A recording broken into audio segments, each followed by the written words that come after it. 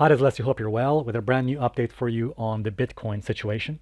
So in this video, I want to take a look at the chart of Bitcoin on the long-term chart time frame, and also I want to show you some potential risk warnings that are occurring right now on the price chart of Bitcoin. So we'll come to this chart in a few moments. Now, before we take a look at the charts, I just want to mention a couple of things very quickly. It's quite important I mention this. As I explained to you in my video yesterday, I am planning to take a long break from YouTube, so I will not be posting any brand new videos or updates for some time. So I do apologize for any inconvenience this may cause you, and I thank you for your patience, but I'm just not planning to return to YouTube.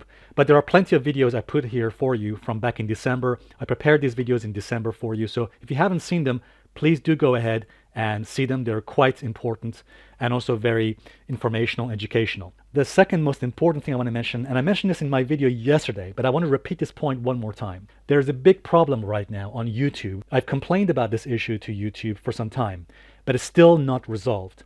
The problem is there's a lot of fake impersonation accounts. Okay, so there's a lot of accounts out there who are deliberately, and it's not just me, by the way, there are other YouTubers this is happening to, but there are some fake impersonation accounts out there who are posting comments, spam comments, and again, these are often very dangerous kinds of comments like you see here. Again, these are posted by fake and dangerous impersonation accounts. I want you to be aware of them. So if you want to know which comments are real, the way you do it is very simple. Look for a tick next to my name. If you see a tick next to my name, and of course, look at what I'm posting. Most of the time, my comments are simply, saying thank you and saying I appreciate your feedback. But one thing I do not do, as you can see here, is I do not post spam garbage like this. And again, these are posted by fake accounts. These are dangerous individuals. Please do not engage with them, but please report. If I ask you one favor, guys, if there's one favor I ask of you, is please report these fake accounts to YouTube.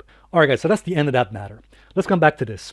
So I want to talk to you about this chart I'm showing you here on Bitcoin, which is very interesting and fascinating. What you're seeing here is, first of all, the rally in Bitcoin on the weekly chart. This is a weekly chart. Let me actually write it down for you here. So as you can see here, this is a weekly chart of Bitcoin. We can see a nice rally here in Bitcoin prices, but look what I'm seeing down here.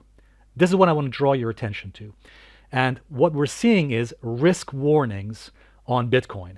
Similar to what we saw back, guess what? Look at this. The last time this signal occurred, by the way, the signal I'm seeing right now is even more serious and more dangerous than the one we saw back in 2017. This is the peak of 2017, as you can see here. All right, guys. Now I'll come back to this chart in a few moments. Let me just show you some examples of this. So here's an example for you on the chart of Bitcoin from a couple of years ago in 2019. Now, this indicator you see here is something I designed myself, and essentially looks at acceleration extremes. So not just when price is overbought, but when there's an acceleration extreme in the price. Essentially what we're looking for is when the price is overbought, overextended, overstretched, and extremely accelerated. And it's something that actually goes along with John Hussman, the economist, who talks about when the market becomes overbullish, overbought, and overextended, it becomes quite dangerous. This happened on Bitcoin, as you can see here. We had an acceleration extreme warning in 2019, actually in the summer of 2019, as the market was rallying here. We got an acceleration extreme warning as shown to you by this red signal you're seeing down here. By the way, I don't really care that much about these other colors, these other warnings, like yellow, orange, or blue, or anything like that. I only care about two colors, and that's the reds. Let me just write it down for you. Reds, okay, red and magenta colors would be, or purple, essentially. These are the warnings I pay the most attention to. So this was a red warning, and you can see when this warning came of an acceleration extreme, pretty soon, as you can see, the price action ran into trouble. And you can see pretty soon the market rolled over. Sometimes it's gradual, sometimes it's much more extreme. Let me give you another example here. So this is Nasdaq 100 back in the year 2000. Many of you remember this. If you're old enough to be my age, if you were born in the 90s or the 80s, you probably remember this. This was the famous Dotcom crash, the Dotcom bubble. And you'll probably remember during this massive bubble in Dotcom stocks in the Nasdaq 100, look at this. We had an acceleration extreme warning right here, as you can see there. So as we can see, actually it came about a few weeks before. So sometimes we get a warning a few weeks before the market or in the price action runs into trouble. And you can see what happened afterwards. Pretty soon afterwards, the market rolled over. We had about an 80%, I think approximately 80% crash in the Nasdaq over the next couple of years. So that was that. That was a dot-com crash. And here's another example for is an Ethereum. Ethereum, I think this was in 2020 last year.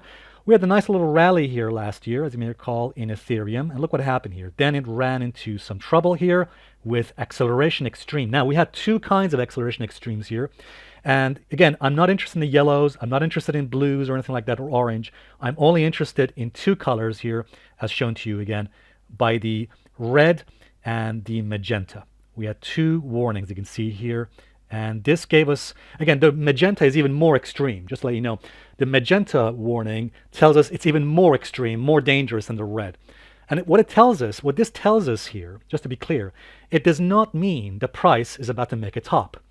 It tells us that there is potentially more risk, so more risk than potential reward.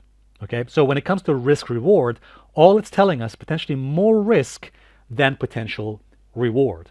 And therefore, what it means is that we should be very careful, we should be very cautious, because the odds are increasing, the probability is increasing of a pullback, or indeed of a potential drop, a major drop in the price. Now again, it is very difficult. You're probably asking yourself, well, how do we know how big of a drop it could be?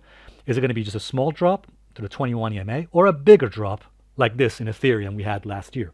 So we don't know this. Again, it's very difficult to predict magnitude. The famous trader Linda Raschke, who I interviewed, she said that it is very difficult to, let me just write this down, it is very difficult to predict magnitude. That it's actually easier, sorry about that, it's much more easier to predict direction, but very difficult to predict extent or magnitude of a price action. Okay? Let's continue with another example for you. So here's another example for you, this one on gold. This is back in 2011. Now you may recall in 2011 what happened to the price of gold. Gold was rallying higher and higher. By the way, if you remember this rally in the price of gold, give me a thumbs up here on this video. I'd appreciate that. Anyway, as you can see here, price of gold rallying higher. And yeah, look at this. Right here, we get a red acceleration extreme right there.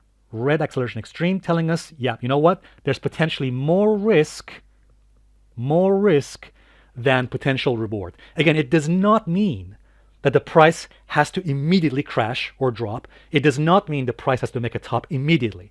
All it's telling us that the upside here is potentially limited, but there's potentially more downside risk. You can see what happened to the price of gold after we got that extreme acceleration risk warning.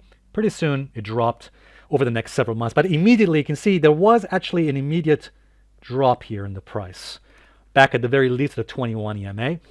Here's an example for you on gold last year. This was last year in 2020. While many people were going gaga on gold, you may remember what happened to the price of gold last year. Everybody was saying, oh, here we go. Gold is going to go to 3,000, 10,000. But of course, if you recall my video back last year, I was warning that this was a dangerous rally and pretty soon we could potentially see a major correction. Why? Because again, I was looking at this. Look at this. We had two warnings. We had the red acceleration extreme and we had a second, the purple, a dark purple acceleration extreme. Dark purple actually is even more serious. It's warning us of potential even more risk. Again, what we're seeing here on the chart, again, remember, this is telling us that there is potentially more risk than potential reward, especially when you get both of these, red and purple, or red and magenta. You can see what happened to the price of gold. Yep, pretty soon afterwards, it dropped. And in fact, I mean, look at this. It made a top here at about over $2,000. And now, as you probably know, it's just under $1,800 as I'm making this video. Okay, let's go to the next chart. Here's an example for you on the S&P 500, the stock markets. Now, again, this is back in 2018. After the nice rally we had in 2017, again, look what happened here, giving us a warning of acceleration extremes. Now, here's something interesting.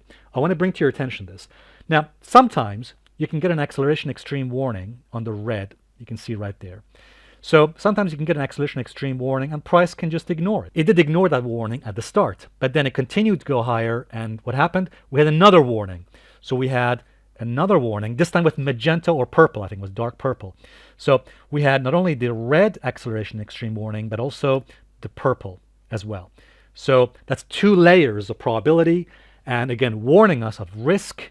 And look what happened pretty soon afterwards. Price crashed and dropped quite significantly there. Again, let me just mention this one more time. To be absolutely clear, we cannot know the extent of the drop or of the reversal. That is absolutely impossible to predict. We cannot predict the magnitude of the drop, only that there potentially could be some kind of pullback at the very minimum to the 21 EMA, the 21 exponential moving average. Here's another example for you. This is on the S&P 500 back in 2018, I think it was. Now here the price was dropping.